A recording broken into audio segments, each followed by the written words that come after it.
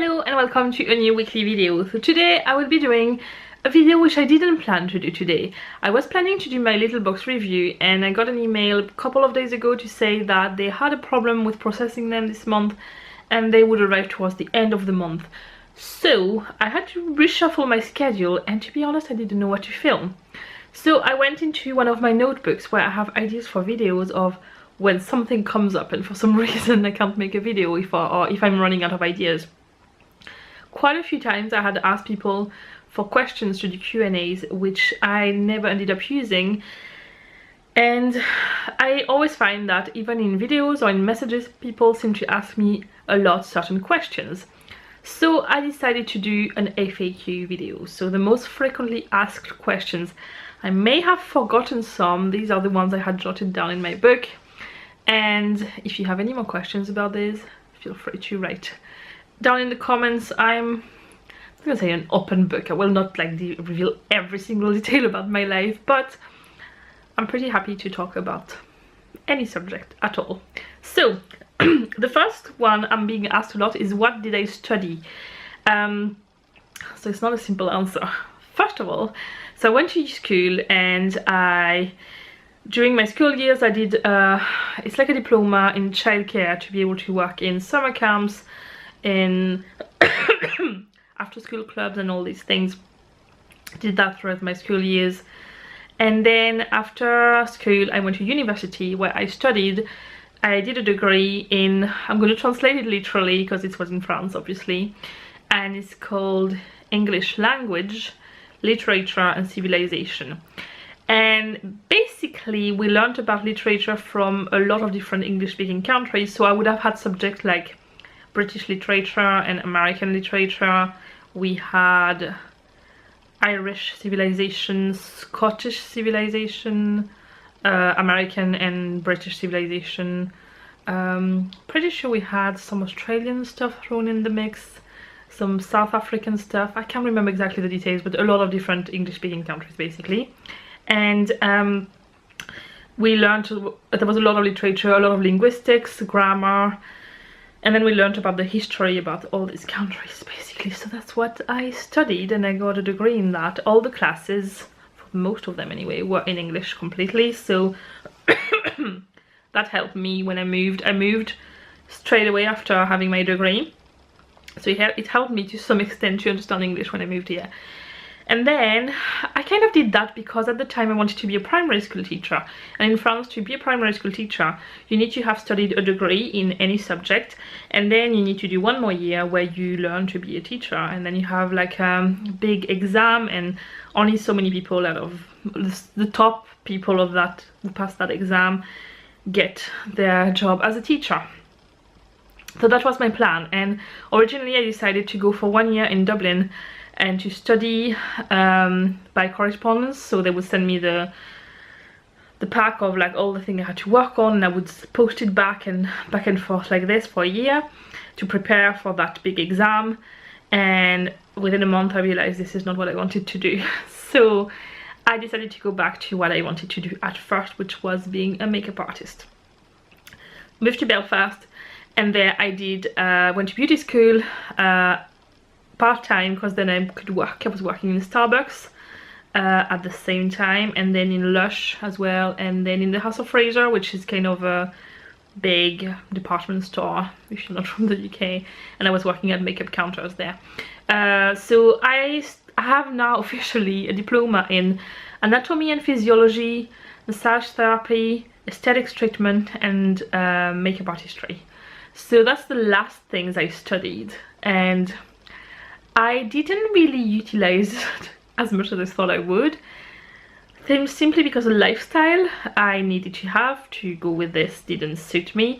So I use it now and then. I do makeup a lot on some of my friends and family members, and I used to do weddings and things like that. Like people used to come to my house when I was living in Belfast, but something I enjoy and I put to use in my life, but I don't regret having done it. So I'm technically now working for myself using absolutely none of the diplomas I've done, but I have quite a few of them. For the childminding I have the childcare one, so that's something I guess. Anyway, next question, do we want to have any more children? And this is definitely by far the question I'm being asked the most. So there's not a simple answer to this either. Do we want to have any more? We don't know. From the get-go, we always said we wanted 2 or 3. We have 2 and we're very, very happy with 2. Right, as of right now, we would both say no, no more. Because both of us have health issues which would make it very complicated and really not fair on anybody in the family to have any more. So it will very much depend on how those evolve, and money-wise as well, if we can afford it, because I'd rather have 2 and be able to offer them more than having 3 and not being able to offer them as many opportunities. But yeah, as of now, basically the door is closed. We're kind of acting like if we're not having any more, but I don't want to lock it completely, to say it's like if we did have any more, it would be a long time. I'm 31, so I still have a few years before I have to think, oh, I need to hurry up now if I want to have a last one. Definitely no more than 3 though. But yeah, for now, no. I would say no now, and if it did happen, it would be a long time, like a long time in the future. Would I ever want to move back to France? No. Not really. Maybe when we're both retired and we want to have a bit of time in the sun, but apart from that, it's really not in our plans. I decided to stay here before I even met James. So I didn't stay here for him. I made the decision to stay here and I met him a bit later on. So yeah, no, I'm happy here, and we have our house and this is where our life is. I love to go back on holidays, but I'm really happy. To me, this is our home. So yeah, I'm really happy to be here, and we shall see what Brexit brings in the future. But for now, anyway, there's no plans whatsoever to go back to France. Then a question that I've been asked in loads of different forms, because I know that some people are not feeling comfortable to ask those questions even if they're interested. I have mentioned many times in my vlog I don't have any religion, and people have been asking, do I have any religious beliefs or any spiritual beliefs?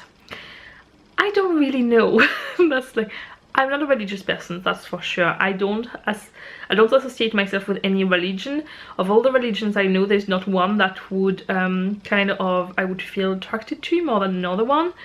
I don't feel the need to have one. I have some beliefs, yes. And yeah, I believe in karma and the universe. That's the best way I can summarize it. I do get angry at the universe for a lot of things, but then I don't really have, I just say that, I don't strongly, I have never actually sat down and thought, what do I believe in? I don't feel the need for it. Maybe I will in the future, and I do actually feel sometimes envious of people who have strong beliefs, especially in difficult, like when they have a difficult situation in front of them. I find it amazing how some people can actually look at religion to feel a strength there. I don't have that. But yeah, for now it's not really something I feel like I need in my life, and yeah, I'm not going to try and look for something. I do believe in things. I do believe I have very strong values which lead my life a lot, and but they are more based on traditions and what I believe in people. You know, I believe in the human beings, and yeah. So yeah, I don't have any religion, and I don't feel the need for one. I think that's the best way to say it. Do I have any problems? Is the fact that we have different cultures in our house, does it cause any issues in daily life? I wouldn't say issues, because we're still from, you know, we're both from Europe.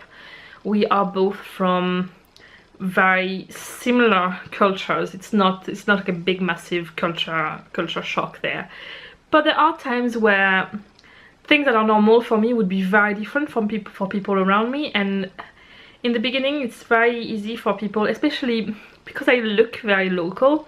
Sometimes people would assume that I would know that a thing is a certain way, and it's not that I would get offended or anything, but they would talk to me like if I would know what they're talking about. I can't think of an example clearly, but there are a lot of things that for here are common knowledge, which to me are not, and sometimes it's very hard to follow conversations and things like that. It's never really caused me massive issues, really. As I said, I really don't think it's a massive culture shock, really, but and I'm a person who believes that if you decide to move to a country, you should try your best to integrate in the country, and that's what I try best. I like to try things from here, and I like to, I'm really interested in different cultures, so I would kind of embrace everything I see around me. But so yeah, so along the same kind of line, do my difference in culture have an impact? Does it have an impact in the way I raise my children? Right, so I find this really difficult to answer because I'm not always aware of what is part of my culture and what's part of just me as a person. It's very difficult sometimes to separate the two. Excuse me, I have a really itchy throat. So the way I raise my children is the way I treat people in life in general. I believe that everybody has a different character, and we should not try to change who a person truly is. And this is the reason why I am not raising both my sons the same way. I am trying to adapt to who they are more than trying to mold them into who I want them to be. And I don't know if it's a cultural thing. I have no clue. I really don't know. This is kind of what I go by when it comes to raising my children. There are times where I'm trying to, like, traditions that, like, seasonal traditions that happen in France and not here, of course I'm bringing in. We kind of get double the traditions really. But no, otherwise I don't think it's my culture really leading that. It's more, I just want them to know that they can embrace who they are, and I want to embrace it too. So yeah, I think it's as simple as that. I don't think it's a culture thing. I probably would do it exactly the same way whether I was married to somebody here or in France or, you know, anywhere. I would probably just follow what I believe in for people. Then, do I struggle living far from my family and friends? I always find it really tricky to answer this question without sounding like a bad person. No, I don't struggle. I'm very used to this. I'm a person who is, I do need my independence. It's important for me. I'm still very close to my family, and you know, I'm really happy to see them, and I love it when they come and all that. But I think I would struggle now to live constantly with them again. And it's nothing against them. It's just I'm so used to the situation being this way. It's very hard for me to imagine it any differently. I struggle more when it comes to friends, simply because, like, the best example is Sam, who you have heard about before, I'm sure. Because we've been used to see each other all the time, and like if one day we decided, oh, we want to go there, we would just go there. Now it takes a lot of organization, and we will sometimes not see each other for a year, and that's life. It's, you know, there's nothing telling me, if I was living in France it could still be exactly the same, because we probably wouldn't live in the same city. So yeah, that's what the only thing I miss is being able to, like, not plan and just say, oh, we're gonna go and see such and such today. I can't do that because I have to plan, and usually I have to do it in that little window I have when I am in France. So that's the only thing that's kind of, the spontaneous visits and all that I can't do. So I would say that's the only thing that I really miss about that. And last but not least, where do I see myself in 5 years? So in 5 years, Owen will be 10, which is almost 11, which is scary. And Alfie will be 7, which is even, he will be older than Owen now. I do hope that by then my sticker business especially will have truly taken off, and that I will be able to earn a really good living out of it, or a decent living out of it. The boys will be both in school, so I'll have more time to be able to work towards that. To obviously still be in our house, and having done a bit more work in our house, having a really nice garden that I can keep all year round, like with a bit of landscaping done over the years in it, to make my house even more homely. and I would love then to probably go, one of my dreams is to go all of us, like with the boys, to Disney World in America. And I want to go to Michael's and Joann's and Target. If you live in America, this may seem like a really easy thing you can do every day. This is one of my dreams, to go to these shops. I dream of this. It's ridiculous, but yeah.